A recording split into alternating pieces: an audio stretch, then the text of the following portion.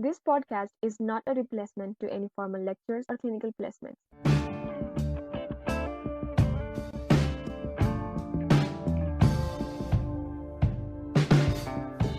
Hello, everyone. Welcome to the 10th episode of our case series podcast. I am Lakshmi. And I'm Samiksha. Hope you all are doing well and staying safe. Today we have a 48 years old man with a swelling in his right groin. Stay tuned with us to know what could be the cause and to know more about the case.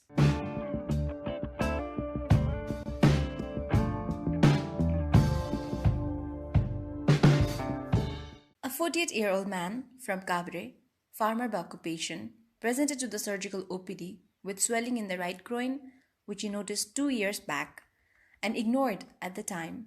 It resembled only a size of a marble then. Suddenly, 4 to 5 months back, he started to feel pain in the right groin when he noticed the lump had then increased to the size of a lemon. It becomes prominent on coughing, straining, long standing, and walking, and reduces spontaneously when lying down on the bed. The pain is intermittent dull-ache, moderate in intensity, which increased on straining and relieved on leaning forward without any radiation. Also, he has no history of chronic cough, chronic constipation, or straining during micturition. The patient had a history of similar swelling on the left groin for which he underwent surgical operation 8 years back. He gives no history of tuberculosis, hypertension, diabetes, and asthma in the past.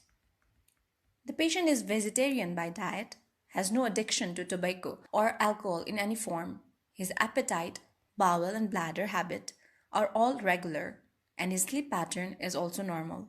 He gives no history of similar illness in the family. There is no history of any chronic surgical illness running in the family. Also, there is no routine consumption of any drug and no any allergic history to any drug, dust, or food. The patient couldn't specify any immunization history. Okay, as we all know, history is the most crucial part in any case, and we have it covered. Now, can you briefly tell me what examinations were done in the patient, Lakshmi? Yeah, sure. The patient was alert and conscious, well oriented to the time, place, and person, normal in appearance, good nutrition, and moderately built, maintains the erect posture and steady gait. He looked clean and tidy and had maintained his personal hygiene. Inspecting on standing position, a spherical shaped swelling involving a little of the scrotum, a normal overlying skin with no any previous scar was observed. Along with that, when he was asked to cough, an expansile cough impulse near the superficial inguinal ring was noticed. On asking the patient to lie in the supine position, we noticed that the swelling spontaneously reduced. On palpating systematically from front, from the side, and from behind, the swelling was found to be non-tender. It was about 4 into 5 cm in size and spherical in shape above the inguinal ligament and lateral to the pubic tubercle. Attempt to get above the swelling was not achieved and the swelling stopped just above the testis. On examining the vitals, his heart rate was 76 beats per minute, respiratory rate 16 per minute, body temperature of 98 degree Fahrenheit, and oxygen saturation of 97%. Thorough examination was done to exclude chronic bronchitis, stricture urethra, and rectal examination was done to exclude enlarged prostate and chronic constipation. So, as far as we've discussed, we may give direct inguinal hernia as a provisional diagnosis. But before confirming it, let's give some differential diagnosis that may present with similar clinical features.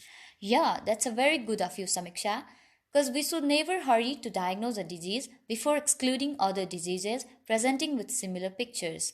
We must remember different conditions of the hernia in the groin like, according to the site of extent may be a bivonocele, an incomplete hernia, or a complete hernia, according to contents, an enterocele, an epiplocele or omentocele, and cystocele.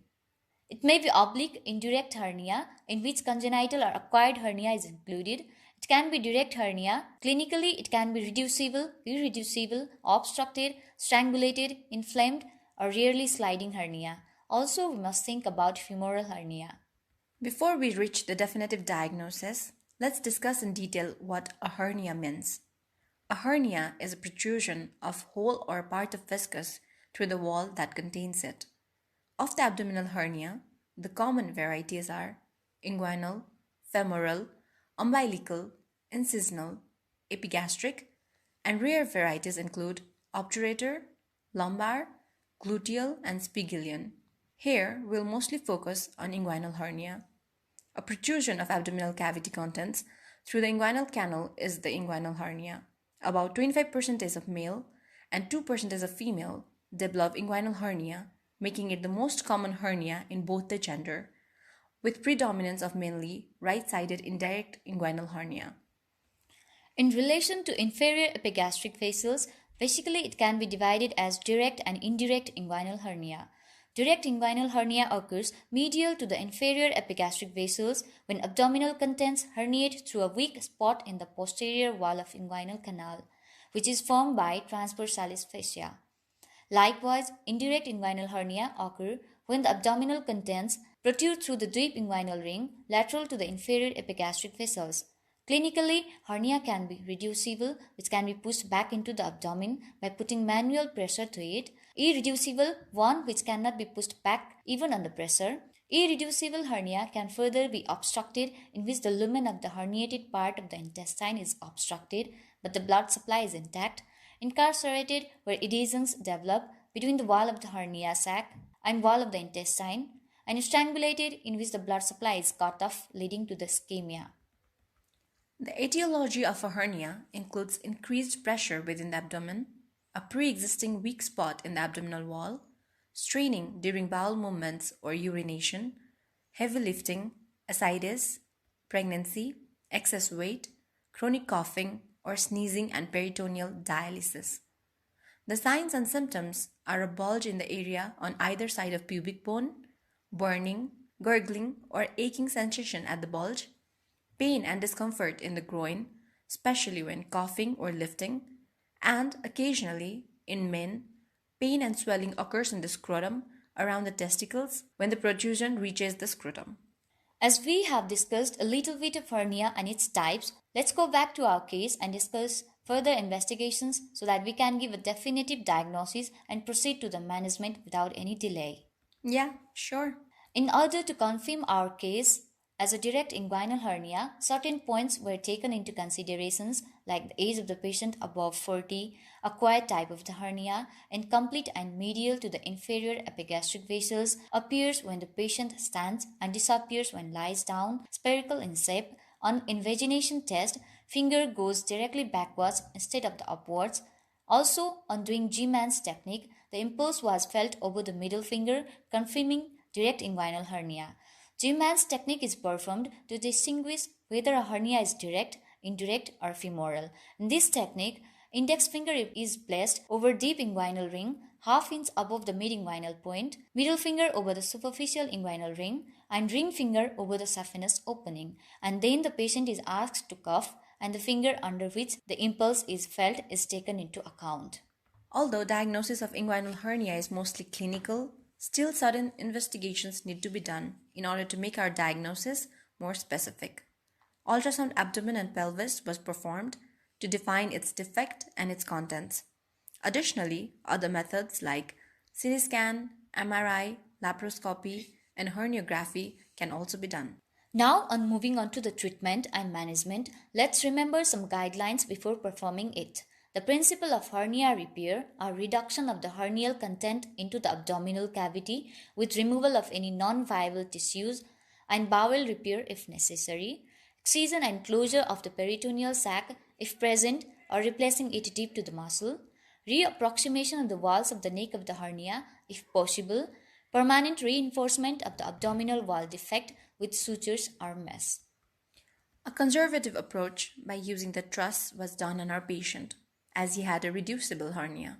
Truss is a surgical appliance which provides support for the herniated area, using a pad and a belt arrangement to hold it in a correct position. The patient needs to wear it just before moving from his bed. Remember, it is not curative and it is contraindicated in cases of irreducible hernia, undescended testis, and associated Hughes hydrocele. Surgical treatments include herniotomy, herniorrhaphy, and hernioplasty. A surgical procedure performed is never a treatment complete. When a surgical procedure is carried out, certain complications like injury to the blood vessels, bowel and the bladder, ilioinguinal and iliohypogastric nerves, or curved structures during the intraoperative period must be considered. Early complications like urine retention, hematoma formation, infection, seroma, and late complications like recurrence, testicular atrophy, and obstruction may also occur. Lastly, the patient was advised to keep his scrotum elevated and use scrotal support. He was taught to self monitor for signs of infections or any discomfort and to report if he experienced any difficulty on voiding. He was further advised to avoid heavy lifting, long standing, straining, and counsel to visit the hospital if needed. So, on concluding the case, we had a 48-year-old man from Cabre with complaints of swelling in the right groin for 2 years and a pain in the same for 4 to 5 months, which on investigations was confirmed to be a direct inguinal hernia. A truss was placed over the hernia after it was reduced and left in the place to prevent the hernia from recurring. He was taught to apply the truss daily before getting up and to inspect the skin underneath for any breakdown and advise for the regular follow up. Hope you learned a little bit more about hernia today with us. Drop the topics you want covered in the comment section below. We will see you in the next episode. Until then, stay safe and keep learning.